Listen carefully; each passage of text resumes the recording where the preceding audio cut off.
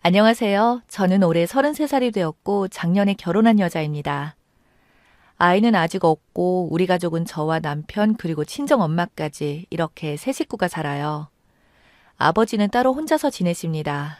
두 분은 이혼하셨거든요. 합의 이혼이 아니라서 소송으로 진행했고 그 시작은 저희 친정 엄마가 하셨죠.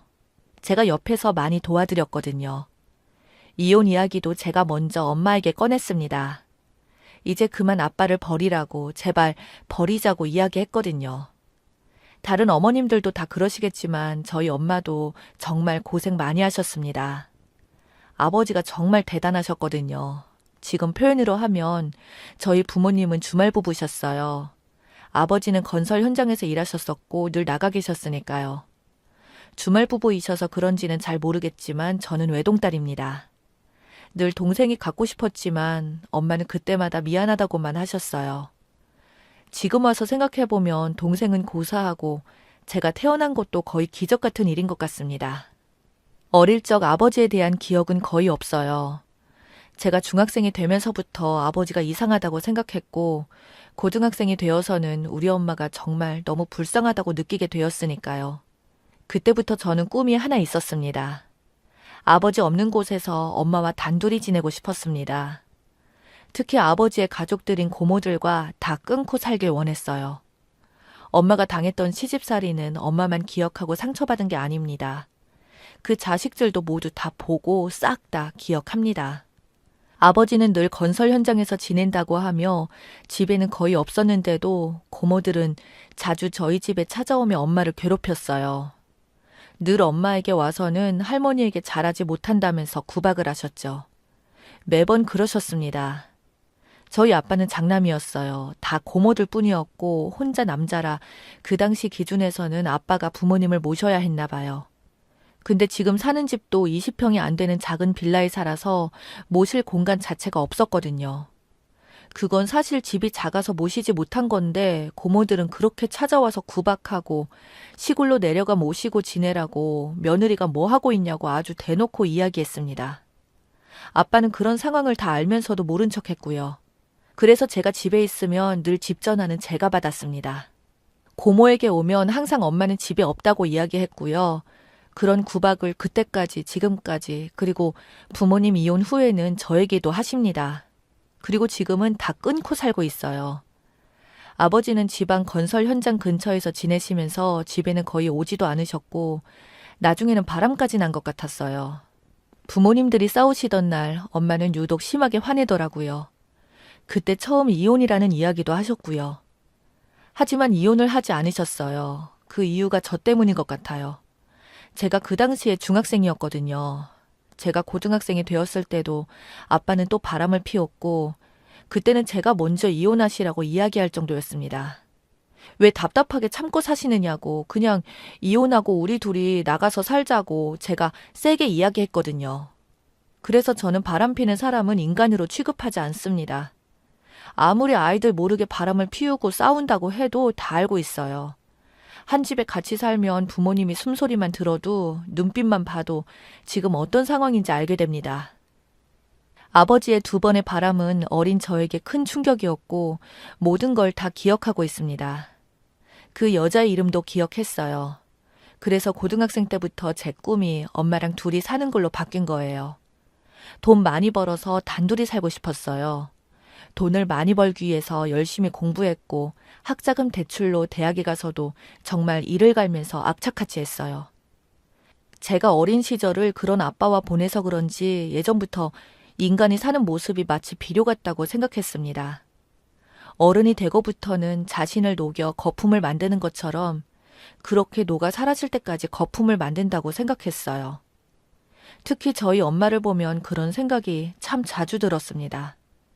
사람마다 거품이 잘 나는 사람이 있고 아무리 비벼봐도 거품이 잘 나지 않는 사람이 있잖아요. 저희는 가난해서 엄마는 아무리 비벼도 거품이 잘 나지 않는 사람이었고 그런 우리 엄마가 나 때문에 다 녹아 없어질까 봐 저는 시간이 없었습니다. 그래서 거품이 잘 나는 사람이 되려고 공부에 매달렸고 대학교도 1학기 먼저 조기 졸업하고 직장을 구했어요.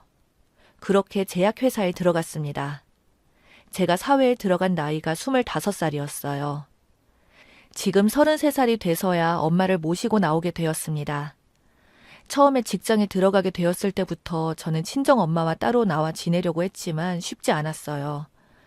엄마는 계속 지금까지 어떻게 참고 살아왔는지 제가 결혼할 때까진 참고 지내겠다고 아직은 아니라고 하셨어요. 그래서 제가 29살이 되었을 때 결혼하려고 준비했었는데 상견례까지 다 마친 상황에서 엎어지게 되었습니다. 아버지가 그 당시에 예비 신랑에게 저 몰래 돈을 빌리려고 해서 그 일이 커지면서 예비 시댁에서 먼저 파혼하자고 했어요. 아빠는 예비 신랑에게 돈을 먼저 빌리고 나중에 축의금이 들어오면 거기서 돈을 갚겠다고 급하게 했다더군요. 전 그 이야기를 예비 신랑에게 전해 듣고 너무 부끄러워서 이미 파혼은 예상했었습니다. 아빠를 말려보고 싸워도 보고 했지만 어차피 나중에 축의금 들어올 돈인데 뭐 어떠냐고 오히려 화를 내셨고요. 그 이야기가 예비 시부모님들에게까지 전해지면서 그냥 전화로 파혼 통보를 하시더라고요. 인연이 아닌 것 같다며 자세한 집안 상황은 모르겠지만 아들을 둔 부모 마음을 이해해달라면서 받아들일 수 없다고 하셨어요. 결국 그렇게 제 첫 번째 결혼이 아빠 때문에 파혼으로 끝이 났고 그때부터 저는 아빠와 연을 끊고 살았습니다. 근데 고모들이 하는 소리가 참 가관이었어요. 아빠 덕분에 이상한 집안을 피할 수 있었다고 다행으로 생각하라더군요. 그 뒤로 저는 결혼에 대해서 포기하고 살았어요. 이런 아빠를 둬서 내 팔자에 결혼은 없을 것 같았습니다. 엄마에게도 딸 자식 결혼 기다리지 말고 당장 그 집에서 나오라고 제발 아빠를 버리라고 했습니다. 엄마는 끝까지 제 결혼을 기다리셨어요. 결혼식장에 아빠 손잡고 들어가야 하지 않겠냐고 하시면서요. 그렇게 3년이 더 지났고 새로운 인연을 만나게 되었어요. 저보다 4살이 많은 약사 남자였습니다. 근데 웃긴 건 그 남자도 파혼 경험이 있어서 결혼에 대해 포기하면서 지냈다고 하더라고요. 자기가 집안에서 늦둥이 막내 아들인데 아버지는 어릴 때 이미 돌아가셨고 어머님은 건강이 좋지 않으셔서 결혼을 서둘러 하려다가 파혼하게 되었다면서 이제 어머님까지 돌아가셔서 결혼에 대해 완전히 접고 지냈었다고 저랑 엄청 비슷하다고 했어요. 그렇게 서로 파혼 경험을 이야기하면서 점점 친해지게 되었고 결국 1년 만에 서로 결혼을 생각하는 사이가 되었습니다. 얼마 뒤 저희 부모님께 예비 신랑을 소개해드렸고요. 정말 대단하게도 저희 아빠는 이번에도 예비 신랑에게 돈 이야기를 꺼냈습니다. 그러자 엄마가 옆에서 말렸고 아빠는 예비 신랑 앞에서 엄마에게 소리를 질렀습니다. 예비 신랑에게는 저희 집안 이야기를 모두 했던 터라 크게 놀라지는 않았지만 아빠는 참 한결같았습니다. 그렇게 결혼식을 올렸고 그날 오랜만에 고모들 얼굴도 봤어요. 뭐가 그리 불만인지 계속 표정이 안 좋더라고요. 제가 약사 남편하고 결혼하는 게 그렇게 배가 아픈 건지 고모 셋이 돌아가며 저에게 계속 약사가 맞냐고 물어보고 남자가 나이가 많아 보인다고 재혼이냐고 묻기까지 했어요. 어떻게든 흠을 잡으려고 갖은 노력을 다하더군요. 그런 가족들 때문에 제 결혼식 사진은 엉망으로 나왔습니다. 표정은 계속 굳어있고 사진 찍는 내내 저에게 표정 풀라고 큰 소리를 몇 번이나 들었어요. 아빠라는 사람은 축의금 받는 곳에 서서 받는 봉투를 그 자리에서 열어보더군요. 지옥 같은 결혼식이 별 사고 없이 잘 끝났고요. 몇 달 뒤 새로 장만한 신혼집에 집들이를 했어요. 분명 저는 부모님만 불렀는데 아빠가 다 이야기했는지 고모들까지 우르르 몰려왔습니다. 집에 와서는 계속 이곳저곳을 들쑤시고 다니며 만져보고 열어보고 난리도 아니었고요. 심지어는 냉장고까지 다 확인하더군요. 그렇게 식사를 하고 제가 엄마를 모시고 저희 집 안방을 보여드렸습니다. 아빠랑 고모들도 따라왔고요. 저희 신혼집은 방이 3개입니다. 한 곳은 저희 부부가 쓰고 한 곳은 옷장처럼 쓰다가 나중에 아이 방을 할 거고 햇볕이 잘 드는 가장 좋은 방에 가서 엄마에게 물어봤어요. 여기 방에 마음에 드냐고, 햇볕이 잘 든다고 하며 내일부터 여기서 우리랑 같이 살자고 이야기했습니다. 아빠는 깜짝 놀라며 왜 갑자기 네 엄마를 데려가려고 해서 엄마 가방에서 이혼 서류를 꺼내 보여드렸습니다. 이제 그만 불쌍한 엄마 놔달라고 이야기했어요. 그때부터 아빠는 난리쳤고 이게 갑자기 무슨 일이냐고 잘 살다가 갑자기 왜 이혼을 하자고 하냐면서 나중엔 소리까지 지르며 엄마가 쓸 방문을 발로 차기 시작했어요. 그래서 제 남편이 와서 말렸고요. 더 놀랄 것도 없었습니다. 결혼 전부터 이미 남편하고 다 이야기된 상황이라고 딸 결혼식까지 보고 이혼한다고 하셨는데 이제 결혼했으니 엄마 모시고 와서 같이 살겠다고 당당히 이야기했어요. 이젠 고모들까지 와서는 엄마에게 소리를 지르더라고요. 그동안 벌써 뭐 한 게 있냐면서 제 앞에서 엄마에게 삿대질을 하길래 그동안 참았던 이야기를 다 했습니다. 아빠가 예전에 여자 만나던 이야기, 바람을 피다 2번 걸렸다는 이야기들, 그리고 제 파혼 이야기까지 고모들 앞에서 몽땅 다 이야기했습니다. 웃긴 건 그런 상황들을 이야기해줘도 그거 이혼 사유가 아니라네요. 고모들은 무조건 아빠가 불쌍하고 엄마가 문제라고 했고 목소리가 점점 커지다가 나중엔 서로 소리를 질렀습니다. 결국 저는 당장 다 나가라고 했고 아빠랑 고모들은 거의 쫓겨나다시피 저희 신혼집에서 나갔습니다. 그날 이후로 엄마는 이혼 소송을 진행했고 합의 이혼은 힘들어서 소송을 통해 이혼하셨습니다. 이혼 사유는 이미 충분했습니다. 그냥 하루 종일 녹음기에 버튼만 눌러놓고 지내시기만 해도 거기에 담긴 대화 내용만으로도 이미 충분했으니까요. 끝까지 아빠는 이딴 일로 무슨 이혼까지 하냐고 했고 심지어 고모들은 저희 신혼집까지 와서 난리를 쳤습니다. 엄마는 이혼 결심 후로 저희 집에서 함께 지내고 계셨거든요. 근데 저와 남편이 일하러 나간 시간에 찾아와서는 난리를 치더라고요. 그런 고모들의 모습에 아주 그냥 치가 떨렸습니다. 아직도 제가 어린애인 줄 아시나 봐요. 고모들 3명에게도 싹 다 위자료 청구 소송을 걸었습니다. 결혼 파탄에 책임이 있으면 누구든 다 걸 수 있거든요. 고모들은 왜 남의 이혼에 자기들이 위자료를 내냐고 저보고 무식하다고 무시하다가 나중에 사과하더라고요. 갑자기 아빠가 찾아와서 사과하고 고모들도 과일 바구니를 들고 와서는 잘못했다고 싹싹 빌고 심지어 고모부들도 같이 와서 자기가 마누라 관리를 잘 못했다며 미안하다고 용서해달라고 빌더라고요. 저는 쳐다도 보지 않았습니다. 엄마에게도 마음 약해지지 말라고 그동안 참은 거 이번에 다 보상받는 거라고 마음 굳게 잡으시라고 했죠. 처음엔 그렇게 사과하더니 저랑 엄마가 반응이 없자 역시나 이번에도 욕을 엄청나게 하면서 난리를 치더라고요. 경찰에다가 신고까지 했고 그런 기록들은 모두 저희 엄마 이혼 소송에 아주 큰 도움이 되었고요. 그렇게 고모 3명에게 모두 위자료를 받았습니다. 그때 고모부들 표정이 정말 무섭게 바뀌더라고요. 그날 고모들 모두 집에 가서 한 소리 들었을 겁니다. 제가 앞으로 또 와서 행패 부리면 바로 신고한다고 했어요. 재범은 처벌 수준이 다르니까 이제 좀 정신 차리라고, 무식하면 좀 배우라고 제가 한마디 해줬습니다. 엄마의 이혼 소송도 잘 마무리되었고요. 고모들의 기록이 이번에 엄마 이혼 소송에 큰 도움이 되더라고요. 결국 고모들 덕분에 엄마의 이혼 소송을 편하게 했습니다. 위자료에 재산 분할까지 깔끔하게 받아서 나오셨어요. 아빠는 살던 집을 팔아버리시고는 큰 고모 있는 동네로 내려가 지낸다고 하시더군요. 저희 엄마는 이혼 소송을 마치고 친구분들과 제주도에 다녀오셨어요. 태어나서 처음 비행기 타본다고 좋아하셨습니다. 친척 동생에게 전해 들었는데 고모들 사이에서 제 욕을 그렇게 심하게 한다고. 이제는 아빠도 같이 합세해서 자기 딸 욕을 그렇게 한다고 합니다. 그래서 제가 정말 마음이 더 편해지네요. 죄송한 마음이 싹 사라졌어요. 장모님과 함께 사는 남편이 참 고맙기도 하고 미안하기도 했는데 남편은 정말 고맙게도 자기는 더 좋다고 늦둥이로 태어나 엄마와 지낸 시간이 짧아 아쉬웠는데 오히려 요즘은 참 좋다고 합니다. 엄마가 딸의 결혼까지 보겠다고 버텨준 덕분에 제가 저렇게 좋은 남편을 만나게 된 것 같기도 하고요. 누가 뒤에서 뭐라고 욕을 하든 이제 신경 끄고 앞으로 저는 우리 엄마랑 행복하게 지낼 겁니다. 감사합니다.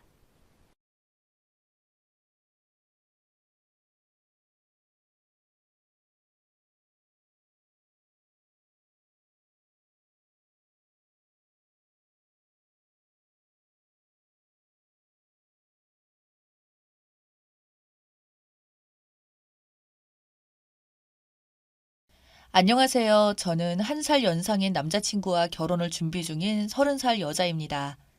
저희 둘은 어느덧 연애를 시작한 지 5해가 넘어가고 있는데요. 학생 때부터 만나 이제는 둘 다 어엿한 직장인이 되어서 남부럽지 않은 연애를 하면서 서로의 20대를 완성해 나갔어요. 그 결실로 올해 말에 결혼식 날짜도 잡았죠. 저희는 5년이라는 긴 세월을 연애했지만 그렇다고 해서 양가 부모님들과 막 왕래할 정도로 가까운 사이는 아니었어요. 연애 초중반에 나누었던 이야기로 서로의 생각이 같다는 것을 확인했었고요. 그 생각은 바로 서로의 관계가 진지해지고 미래를 약속하는 사이가 되면 각자 부모님을 뵙고 인연을 만들어 나가자는 내용이었는데요. 남자친구가 저와 같은 생각을 하고 있어서 다행이라는 생각을 했었어요. 그래서 저희는 연애 5주년을 코앞에 두고 있었던 작년 겨울쯤 서로의 부모님을 드디어 만났습니다. 어땠냐고요? 너무 좋으신 분들이라는 생각밖에 들지 않을 정도로 화기애애한 자리였어요. 물론 첫 만남 때만요. 이야기 시작은 사실 저희 둘의 건강검진으로부터 출발합니다. 작년 중순쯤부터 서로의 미래에 대한 이야기를 많이 나눴고 가족들을 뵙고 결혼에 필요한 것들을 준비해 나가는 과정 속에는 당연히 저희 둘의 건강검진도 포함되어 있었어요. 아마 많은 커플분들이 그럴 테죠. 오랜만에 각자의 컨디션도 체크할 겸 다정하게 종합검진을 다녀봤지만 결과 중 하나가 좋지 않았어요. 저는 혈압이 살짝 높은 상태였고 남자친구의 경우에는 정자 활동성이 다소 낮은 상태로 결과가 나왔어요. 그렇다고 해서 남자친구가 일상생활에 지장이 있거나 어디가 아프거나 하는 일은 아니어서 크게 걱정은 되지 않았지만 이제부터는 어느 정도의 건강 관리가 필요하다는 것을 서로 깨닫게 되었어요. 그렇다 보니 자연스럽게 결혼 후에 임신 계획에 대해서도 서로 이야기를 나누게 되었는데요. 저희 둘은 오래 만나서 그런지 생각이 크게 다르지 않은 편이어서 딩크에 대해서도 큰 반감이 없다는 건 역시 확인할 수 있었어요. 자녀를 두지 않고 살아가는 부부들을 일컫는 말이 딩크족이죠. 한국에서도 종종 들을 수 있는 이름이기도 하잖아요. 제 경우에는 아이를 무조건적으로 낳는다고 생각하기보다는 완전히 아이에게 희생할 용기가 있고 안전하게 길러낼 여건이 마련된 상태에서 계획하는 것이 임신이라는 생각에 가까웠어요. 그리고 남자친구의 마인드로는 한평생 고생하시는 부모님을 보면서 본인이 훗날 가정을 꾸리게 된다면 자녀 없이 부부 둘이서 하고 싶은 진로와 취미를 모두 존중하며 사는 것도 좋겠다는 생각이었죠. 각자 조금씩 차이가 있는 의견들이었지만 딩크라는 개념에 대해서 큰 거부감이 없다는 공통점 하나만은 확실했어요. 그리고 약 1년이 지난 지금 저희는 오랫동안 이야기를 나누고 충분히 고민한 뒤에 딩크 부부가 되는 것이 좋겠다는 판단을 내렸어요. 남자친구는 내심 본인의 건강 상태가 난임에 가까운 상태여서 걱정을 했는데 이렇게 같은 생각으로 발맞춰 나갈 수 있어서 고맙다는 이야기를 전했어요. 그리고 앞으로도 더욱더 열심히 건강관리를 하겠다는 고마운 약속도 해줬죠. 하지만 그 부분은 저에게는 전혀 큰일이 아니었어요. 그저 남자친구가 오래오래 아프지 않고 무탈하고 건강하게만 하면 되는 일이니까요. 단 하나 걱정되는 것이 있었다면 양가 부모님이 딩크에 대해서 어떤 반응을 보일지가 살짝 신경 쓰인다는 점이 있는데요. 아무래도 저희보다 1세대 앞에서 살아오신 분들이니 단번에 이해시키기에는 조금 무리가 있지 않을까 싶었거든요. 하지만 제가 괜한 걱정을 한 걸까요? 처음으로 결혼 얘기를 예비 시댁 부모님들께 꺼내던 날 남자친구가 먼저 선뜻 딩크 부부에 관한 이야기를 설명드렸어요. 그리곤 우리 역시 딩크에 대한 의지가 있다는 말까지 전했죠. 순간 움찔하고 놀랐지만 생각보다 덤덤하신 예비 시어머니, 시아버지의 표정을 보니 안심이 되었어요. 생각보다 훨씬 트이신 분들이구나. 내가 괜한 걱정을 한 거구나 싶었죠. 하지만 이 모든 감정은 결국 첫날의 인상에 불과했어요. 첫 만남이 지나가고 난 뒤 예비 시댁에서는 생각보다 너무나 잦은 연락이 오기 시작했어요. 처음에는 문자 한두 통으로 시작되었던 연락이 시간이 지나면 지날수록 전화로 바뀌었고 심지어 한밤중에 연락이 오거나 업무 시간에도 연락이 오기 시작했어요. 연락을 받지 않을 순 없어서 늦게라도 연락을 드리면 내용은 다 시시콜콜한 일상 이야기들 뿐이었죠. 하지만 처음에는 그런 연락들이 그나마 싫지만은 않았어요. 저를 예쁘게 봐주셔서 늦게나마 인사드린 것이 죄송스러워서 더욱 잘해야겠다는 생각을 했었거든요. 하지만 이야기의 주제는 점점 바뀌어 갔어요. 식장을 예약하고 신혼여행지를 정하고 신혼집을 알아보는 등 할 때마다 귀신처럼 등장하는 게 바로 시어머니의 전화였죠. 우리끼리 정하라고 하셔서 진짜 우리끼리 알아보고 결정했는데 그런 것들이 섭섭했었나 싶었지만 이야기는 달랐어요. 어머니의 꽁꽁 숨겨진 내막의 주제는 바로 딩크였거든요. 우리 모였던 날 우리 아들이 이야기했던 건 말이다. 너네 아이도 안 낳고 살겠다는 그 말 혹시 네가 먼저 그러자고 설득했던 거니? 저는 말문이 턱 막혔어요. 딩크에 굉장히 호의적이었고 어디까지나 너희들의 결정이라며 존중해 주시던 예전의 말투가 전혀 아니었거든요. 아니요, 저희 둘이서 충분히 고민하고 내린 결정인데요. 왜 그러세요? 그땐 그냥 그러려니 하고 정신없이 넘어갔다만 사실 그날 이후로 자다가도 아이 안 낳겠다는 소리가 자꾸 생각이 난다. 생각을 하면 할수록 이해가 되지 않아서 말이야. 왜 낳지 않겠다는 거니? 어머니의 질문은 추궁으로 바뀌었고 수십 수백 번을 정중히 설명드려도 오로지 돌아오는 대답은 왜 안 낳겠다는 거니 한마디뿐이었어요.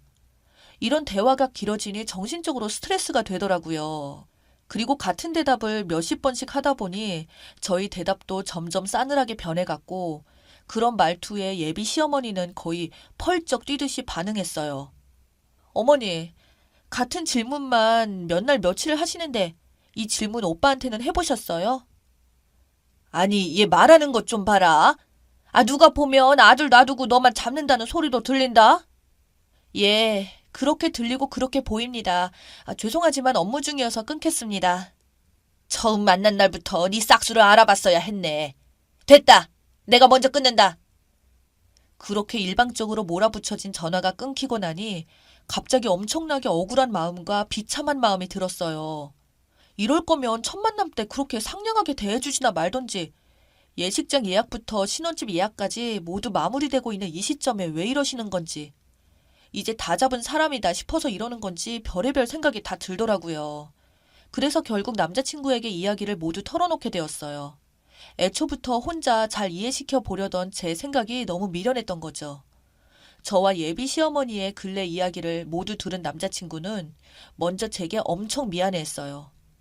혹시 이야기를 듣고 나를 다그치면 어떡하나, 그렇게 되면 정말 나는 이 결혼을 못하겠다고 걱정했던 마음이 살며시 내려앉더라고요. 다행이었어요. 지금부터 이건 내가 온전히 책임질게. 더 이상 너한테 연락 안 가게 할게. 혹여 연락이 온다고 해도 예의 때문에 받을 필요 없어. 정말 미안해. 어머니를 대신해 진심으로 사과하는 눈빛을 보고 있으니 같이 먹먹해지면서 눈물이 나더라고요. 혼자서 어떻게 부모님들을 설득할 수 있을까? 이 결혼 무난하게 진행될 수 있는 건가 싶기도 했고요. 그렇게 며칠이 지났어요. 남자친구의 말대로 시어머니한테 두 통의 전화가 더 걸려왔었고 저는 받지 않았죠. 그러던 어느 날 늦은 밤에 장문의 문자가 한 통 왔어요. 너는 어떻게 배워먹었길래 어른 전화를 무시하니? 이 행동만 봐도 너는 안 될 년이구나. 내가 물은 말에 또 물으려고 전화한 게 아니다. 다른 거 궁금해서 전화했었다. 너 혹시 어디 문제 있는 거 아니니? 그렇지 않고서 여자로 태어나서 왜 애를 낳지 않겠다고 떼를 쓰는 거니? 오타가 가득한 긴 문자 속에서 분노와 불신, 경멸의 감정이 모두 들어있다는 것을 느낄 수 있었어요. 그 문자를 읽고 저 역시 엄청난 분노가 치솟더라고요. 이렇게까지 꽉 막힌 사람인데 가족이 된다고 생각하니 순간 소름이 확 끼쳤습니다. 그리고 엄청나게 흥분한 상태에서 답장을 했죠. 어디까지 하시나 보려다가 정말 어이가 없어서 답장드립니다. 아드님이 난임인 건 알고 계신가요? 앞으로 저한테 한 번만 더 이런 식으로 연락하시면 저는 아예 차단합니다. 너무 흥분한 탓일까요? 아니면 저를 문제 있는 사람으로 만들어서 억울했던 걸까요? 아무리 묻고 또 물어도 말하지 않으려고 했던 남자친구의 난임 사실을 말했습니다. 사실 남자친구는 첫 검진을 받은 지 1년이 채 되지 않아서 난임을 넘어 불임을 확정받았습니다. 건강에 문제가 없다던 우리에게는 별일은 아니라고 생각했었죠. 하지만 어찌됐던 부모님이기에 그렇게까지 얘기할 수는 없어서 난임인 건 알고 있냐고 답장을 했어요. 어차피 제가 말 안 하더라도 예비 시댁의 생각이 바뀌지 않으면 남자친구가 어련히 말하겠거니 생각하게 됐었고요. 그 문자를 뒤로 어머니에게는 더 이상 연락이 오지 않았어요. 그런데 오빠에게도 며칠 동안 연락이 오지 않는 겁니다. 어떻게 된 일인지 전화도 받지 않고 메신저도 답이 없던 그에게 무려 3일 만에 연락이 왔습니다. 엄청난 욕설과 함께요. 야, 이 미친 거사. 네가 제정신이야? 우리 엄마한테 난임이라고 말했냐? 더러운 말 나오기 전에 당장 연락해서 아니라고 해라. 네가 정신이 나가서 화가 나서 아무 말이나 한 거라고 하라고. 저는 남자친구의 그런 말투를 5년 동안 처음 들어봤어요. 무슨 버튼이라도 눌러진 사람처럼 저한테 쏘아대는데요. 정말 이렇게까지 욕할 일인가 싶을 정도로 무섭더라고요. 당장 나오라고 하는데 미친 사람 같아서 나가지도 못하겠고 연락조차 받기가 무서울 정도였어요. 한순간 모든 게 무너지는 느낌이 들었지만 한편으로는 하늘이 나를 도왔나 싶을 정도로 돌변하는 그를 보면서 저는 단단해졌어요. 앞에 한 말은 말 같지 않아서 대답 안 할게. 그리고 한 번만 더 그딴 말투로 말하면 너도 너네 가족처럼 나한테 없는 사람 되는 줄 알아. 이 말과 함께 저는 전화를 끊었어요. 정신 차리고 사과하는 연락이라도 오길 바랬는데 오빠한테는 정말이지 한 통의 연락도 오지 않더라고요. 자신이 보인 태도는 생각도 안 하고 되려 제 반응에만 충격을 받은 사람처럼 욕설이 가득했던 전화가 5년을 연애한 저희의 마지막 연락이었다면 믿겨지실까요? 식을 위해 예약했던 모든 것들을 다 취소하고 원래 일상으로 돌아오는 데는 생각보다 긴 시간이 필요하진 않았어요. 약 한 달이면 모든 것이 제자리로 돌아오더라고요. 처음에는 너무 허탈했지만 시간이 지나면 지날수록 식전에 일어난 일이라는 것에 안도의 한숨을 푹 내쉬는 저를 발견하곤 해요. 그리고 정말 코웃음 나는 소식이 하나 있는데요. 그렇게 저를 멸시하던 예비 시어머니에게서 참여하는 문자가 오더라고요. 내가 잘못했다. 아들은 잘못한 게 없다. 애가 하도 몰아세워서 잠깐 정신이 나간 거다. 이해해라. 네가 먼저 연락해봐라. 등등 별별 말이 다 쏟아져 나왔습니다. 이렇게 연락이 오면 올수록 내가 괜찮은 사람이었구나 싶은 생각이 들어서 굳이 차단하지 않고 하나하나 수집하고 있는 요즘이랍니다. 여러분, 저 잘한 거 맞죠? 힘 좀 주세요.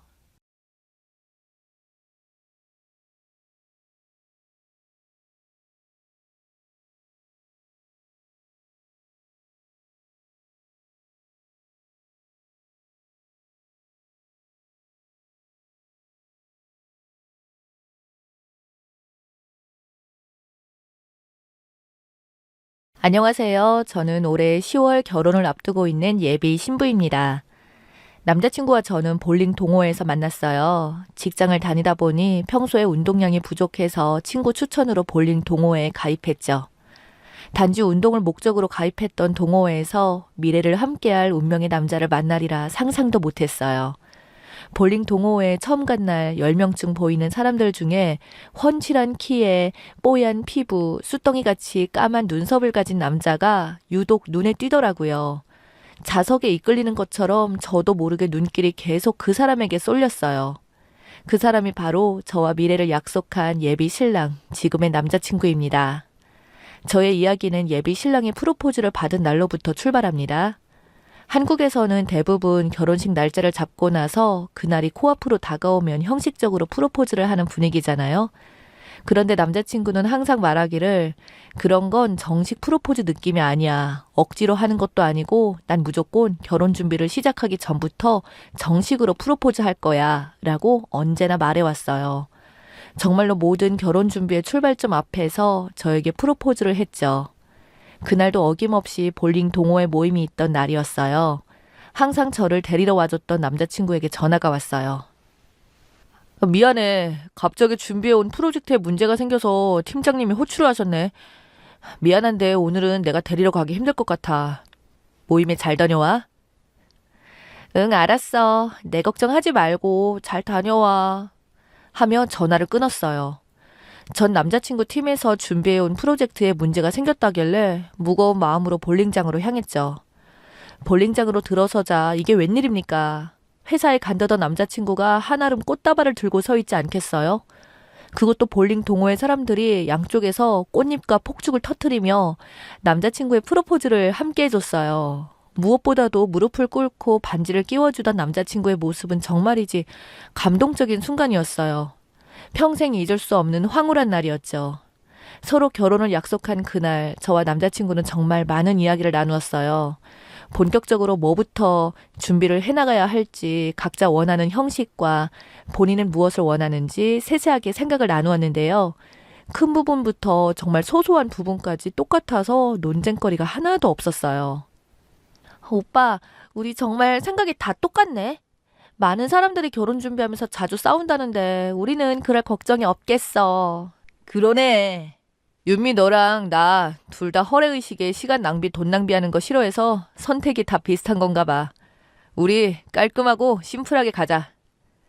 프로포즈 당일에 나눈 이야기들은 정말 값진 시간이었어요. 남들은 결혼 준비하면서 크게 두세 번은 꼭 싸운다던데 저희는 그럴 일이 없겠다는 생각이 들더군요. 하지만 저는 그때 알았어야 했습니다. 상대방이 듣고 싶은 말 잘 캐치하는 섬세한 남자친구. 그 순간에도 제가 듣기 좋은 말만 했다는 것을요. 프로포즈 이후 약 2달 정도가 지났을 때였어요. 요새는 패키지 구성이 잘 되어 있어서 준비하는 데 있어서 크게 고민스러웠던 부분은 없었죠. 그래서 회사 업무와 병행하는데 별 무리도 없었고, 게다가 저희는 예물 예단 같은 부분을 모두 깔끔하게 생략하기로 했기 때문에 더 심플했죠. 그러던 어느 날 예비 시어머님께서 오랜만에 문자 한 통이 왔어요. 유미야, 잘 지내고 있니? 요즘 일하랴 결혼 준비하랴 정신이 없지? 다른 건 아니고 예물이랑 이바지 음식 같은 건 간단하게라도 좋으니까 크게 투자하지 말라고 말해주고 싶어서 연락했단다. 이게 뭔 일인가요? 저희는 이미 예물이나 예단 같은 거 소소하게가 아니라 일절 안 하기로 했던 터라 이바지 음식 같은 건 생전 처음 들어보는 말이었거든요. 하지만 당시 예비 시어머님의 문자 내용 자체는 저를 생각해 주시고 한 말씀이니 생뚱맞게 대답하기 싫었죠. 그래서 대답했죠. 네, 어머니 잘 지내시죠? 준비하는 거 딱히 어렵지 않아요. 신경 써주셔서 감사합니다. 그리고 그날 밤 남자친구와 만나서 차 한잔을 하면서 낮에 왔던 문자에 대해서 언급하게 되었죠. 오빠, 어머니가 예물이랑 예단에 대해서 말씀하시던데 우리 그런 거 다 생략한다고 말씀드리지 않았어? 남자친구가 대답했죠. 아직 말씀은 안 드렸는데 왜? 연락받은 거 있어? 아직 아무것도 말씀드리지 않았다는 사실에 안도하며 남자친구에게 어머님께 받은 문자를 보여줬어요. 문자를 한참 골똘히 보던 남자친구가 물었죠. 엄마 말하는 걸 보니 어느 정도는 간략하게 해드려야 되는데. 어머니의 문자 한 통에 마음이 바뀌다니 좀 황당했었죠. 확실히 얘기를 해두었던 문제인데 어이가 없었죠. 그래서 더 심각한 대화가 되기 전에 확실히 말해둬야겠다고 생각했어요. 오빠, 생략할 건 확실히 해야 애초에 우리가 준비하던 대로 순탄하게 진행되지. 최대한 일찍 말씀드려야 괜한 소리 안 들어. 애초에 얘기했던 대로 오빠가 말씀드려줘, 응? 그래, 알았어. 일단 다른 얘기 하자. 남자친구의 대답은 뭔가 회피하려는 듯 했지만 제 말에 반기를 들진 않았으니 이 정도면 괜찮다고 생각했죠. 하지만 그건 잘못된 생각이었어요. 식장과 신혼여행 예약 그리고 신혼집 준비까지 모두 끝나가는 와중에도 남자친구는 예비 시댁에 예물 예단에 대해서 생략하겠다고 하는 말을 하지 않고 버티더라고요. 제가 말씀드렸냐고 물을 때마다 남자친구는 이런저런 말로 대화 주제를 바꾸며 능구렁이처럼 넘어가는데 뭔가 잘못되어 가고 있구나 하는 생각이 들기 시작했어요. 그러던 어느 날 어머님께 연락이 왔어요. 이번엔 문자가 아니라 전화였죠. 응, 유미야. 업무 중일 텐데 미안하다. 바쁘지 않으면 통화 괜찮니? 네, 어머니 통화 가능해요. 무슨 일이세요? 다른 건 아니고 예물에 대해서 언급이 없길래 혹시 준비하는데 고민이 되나 해서 도와주려고. 불길했어요. 이게 아닌데 하는 생각이 드는 와중에 어머님의 말씀은 계속 이어졌죠. 내가 괜찮은 예물 받은 게 있거든? 그리고 요즘은 이바지 음식도 주문해야 하는 거 알지? 아직 생각해둔 게 없으면 우리 딸 가방도 하나 받은 게 있어서 고민되고 힘들면 내가 알아본 걸로 해주면 될 것 같구나. 정말 난감했어요. 생각해 주시는 듯 말씀하시는데 중간에서 정말 어떤 아무 말도 전한 게 없다는 확인 사살을 받은 기분이 들어서 저라도 확실히 얘기를 해야겠다 싶었죠. 어머니 혹시 오빠한테 아무 얘기 못 들으셨어요? 저희 예물이랑 예단 이런 거 싹 생략하기로 했거든요. 애초에 결혼 약속할 때부터 서로 확실하게 정해둔 얘기인데 오빠가 전달을 안 했나 봐요. 제 말이 끝나고 난 뒤에도 예비 시어머님은 한참 동안 대답이 없으셨어요. 제가 민망할 정도로 침묵이 길어지자 저는 서로 대화를 마무리 지으려고 했죠. 어머니 혹시나 오해하실까봐 말씀드리는 건데 저희 집에는 이미 예전부터 정확히 말씀을 드려놔서 부모님께서는 안 주고 안 받는 결혼이라는 거 알고 계세요. 혹시 오해가 생길까봐 드리는 말씀이에요. 어머니는 갑자기 화를 내더군요. 예, 지금 뭐 내가 안 되는 거 바란다 이 소리니? 벌써부터 나를 가르치려 드는 거니? 아니 그런 게 아니라 제 말이 끝나기도 전에 어머님은 전화를 끊더군요. 어떻게 그렇게 반응을 할 수가 있는 건지 예전부터 알던 사람의 말투가 맞는 건지 의심스러울 정도로 180도 다른 말투더라고요. 그렇게 일방적으로 끊긴 통화 때문에 저는 어머님께 장문의 문자도 보냈지만 그 어떤 답도 받을 수가 없었어요.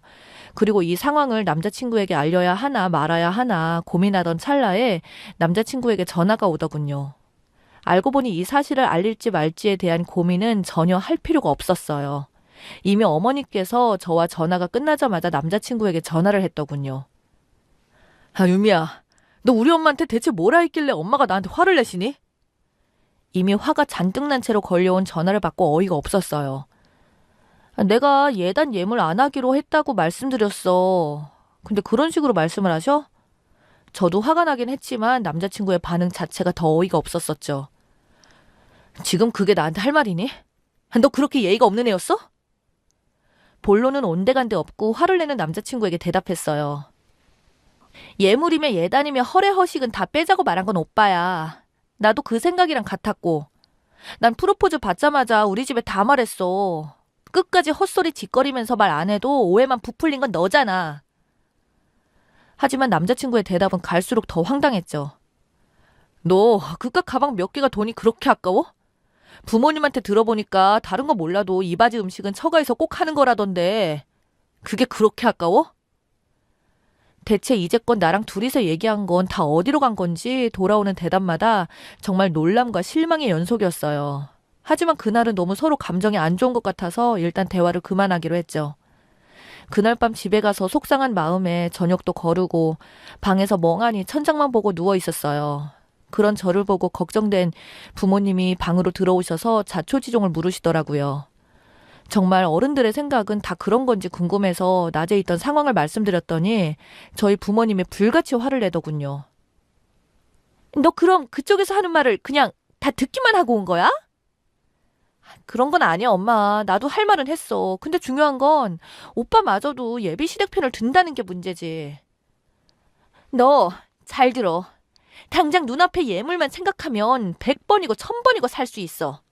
그런데 지금 돌아가는 꼴이 어떠니?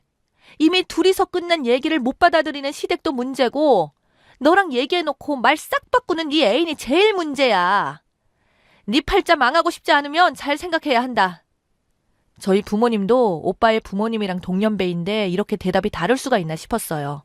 한편으로는 부모님이 시댁을 이해해주길 바랐던 거죠. 뭔가 정신이 번쩍 뜨이는 기분이었어요. 하지만 그날 이후로도 오빠와 저는 대화의 실마리가 전혀 보이지 않았어요.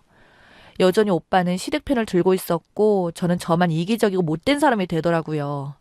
상황이 계속 이렇게 진행되다 보니 예비 시어머니의 태도를 떠나서 남자친구라는 사람 자체에 대해서 다시 생각해보게 되더군요.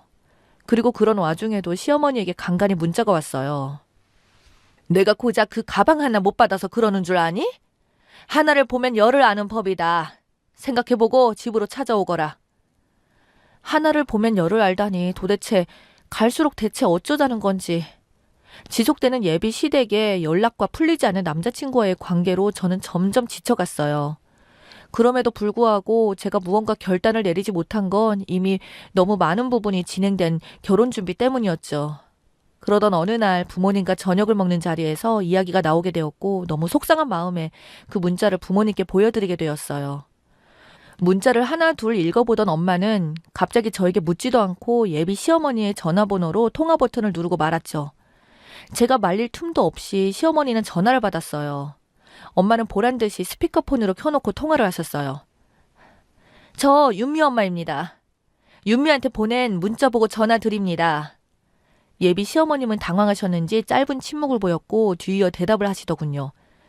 아, 그러세요? 어쩐 일이십니까? 보자 하니 황당해서 제가 전화드렸습니다.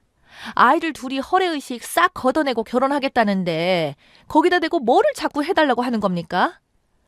저에겐 그렇게 큰 소리 치던 예비 시어머니, 저희 엄마 큰 소리에 아무 대답이 없으시더군요. 그러자 엄마는 계속 말을 이어나갔어요. 저도 이미 엎질러진 물이다 싶어서 말리지 않고 듣고만 있었어요. 자기들끼리 결혼관이 맞아서 준비해온 건데 집에서는 아들이 아무 말도 안 합니까? 말 바꾸는 아들한테 물어야지 약속대로 진행하는 저희 딸을 왜 들들 볶으시냔 말입니다. 한 번만 더 윤미한테 이런 문자 전화하시면 이 결혼 제가 못하게 막습니다. 아시겠어요? 그 말을 끝으로 엄마는 통화를 끊고 전화기를 저에게 무심히 주시고 안방으로 들어가셨어요. 뭔가 큰일 났다 싶으면서도 한편으로는 속이 후련하더군요. 옆에서 지켜보시던 아빠도 저에게 너무 걱정하지 말라고 해결을 해야 네가 나중에 편하게 산다고 말씀하시고 뒤이어 안방에 들어가시더라고요. 그 후로 며칠째 저에게 연락 한 통이 없습니다. 아직도 저와 저희 집이 잘못했다고 생각하는 건지 뭔지 모르겠네요. 예약해둔 결혼식 날짜는 하루하루 다가오고 있는데 이 결혼 정말 이대로 진행해도 되는 게 맞는 건지 의문입니다. 그래서 여러분들의 의견이 필요한 상태입니다. 이런 저에게 조언 좀 부탁드립니다. 들어주셔서 감사합니다.